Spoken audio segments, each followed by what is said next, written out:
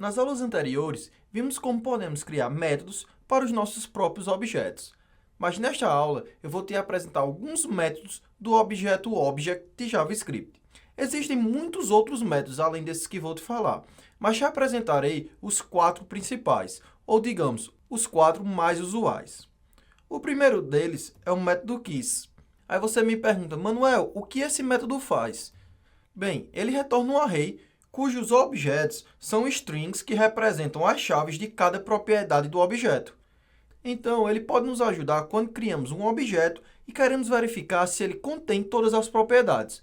Por exemplo, podemos acessar as propriedades de um objeto através dessa lista, ou verificar as propriedades do objeto carro, que criamos nas aulas anteriores. Então, faremos da seguinte maneira. Criamos um array que vai receber o retorno do método keys. Chamamos o object.methodKeys e passamos o parâmetro, no caso, carro1. E o retorno esperado, ou seja, a variável-chave vai conter o seguinte array. Todas as chaves do objeto carro1. Beleza? Assim como podemos verificar as propriedades, ou seja, as chaves, podemos também verificar os valores de cada propriedade utilizando o método values. Ele retorna um array cujos elementos correspondem aos valores das propriedades. Podemos obter os valores do objeto carro da seguinte maneira. Chamamos o object.values e passamos o carro1 como parâmetro. Armazenamos esses valores no array de valores. Então, ele retorna todos os valores do objeto carro.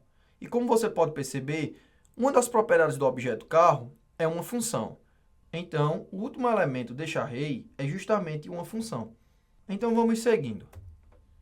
Eu diria que o método mais importante dos 4 que serão apresentados é justamente o método entries. Mas aí, você pode me perguntar, o que ele faz? Bem, ele retorna um array cujos elementos são também arrays que correspondem aos pares de propriedades, chave e valor. Ele é importante, pois podemos verificar todos os pares de chave e valor que foram criados e armazenados no objeto. E a ordem dessas propriedades exibidas é a mesma que se fosse iterar sobre todas as propriedades do objeto manualmente. Vale ressaltar que a maior importância desse método não é só verificar se as chaves e os valores foram criados corretamente. A sua maior importância, quer dizer, a maior utilidade desse método é quando associamos a um laço para iterar sobre os objetos. Nesta aula, eu irei te mostrar como ele funciona por si só. E na próxima aula, te mostrarei como utilizar associado a um laço. Beleza? Então, para ter uma lista com as tuplas, com os arrays de chave e valor do objeto carros, usamos o método entries da seguinte maneira. Chamamos o object.entries e passamos o objeto carro.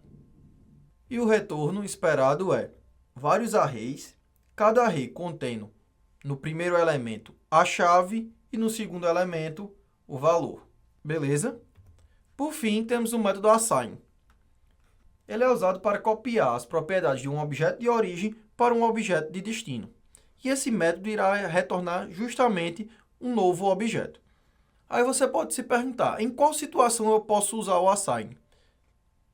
Em situações que você queira copiar os dados de um objeto para outro. Por exemplo, temos o objeto carro1, beleza? E aquele tem o nome de Fiesta. Queremos criar outro objeto que possui as mesmas características do carro1. Então, fazemos isso da seguinte maneira. Chamamos o object.assign e passamos no parâmetro o objeto de origem, neste caso, carro1. E esse objeto vai retornar um novo objeto carro, aqui chamado de carro3. Ao dar console log, verificamos que outro objeto foi criado.